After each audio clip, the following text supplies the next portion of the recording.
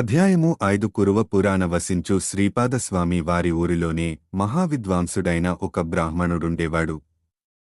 ఆతని ధర్మపత్ని అంబికాదేవి వ్రతాలు, దానాలు, యోగాలు, తీర్థయాత్రలెన్నో గావించింది. అలాగలాగ సంవత్సరాలకు ఒక కుమారుడామెకు పుట్టాడు. ఆ బిడ్డడు బహుతెలివి లేనివాడు. తండ్రి ఎన్నో విధాలు ఎంతమంది ఆపండితులతో విద్య నేర్పించినా ఆతనికి ఒక్క అక్షరము అంటలేదు. బ్రాహ్మణ హేళనంలా ఆ పండితుడు విచారముతో చనిపోయాడు.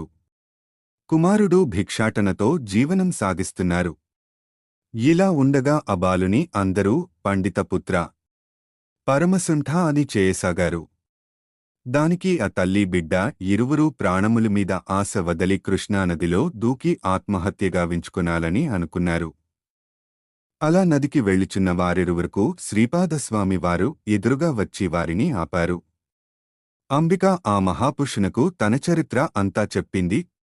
దానికి స్వామివారి దివ్య హృదయం కరిగింది. తల్లి, నీవు శనివారసాయం పూజ చేస్తూ జీవితశేషం గడుపు. తరువాత జన్మలో మహాజ్ఞానవంతుడు కుమారుడు జన్మిస్తాడు అని దివ్యమైన ఆశీస్సులిచ్చి ఇలా వారికి శివపూజ మాహాత్మ్యం గూర్చి చెప్పాడు. డొట్యాన పరమశివచంద్రసేన మహారాజు ఉజ్జయిని పట్టణాన్ని ప్రజలను తన కన్న ప్రజల రీతిగా పాలిస్తున్నాడు.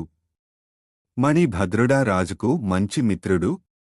ఆ ఇద్దరూ త్రికరణ శుద్ధిగా భక్తి శ్రద్ధలతో పరమశివార్చన నిత్యం గావించేవారు.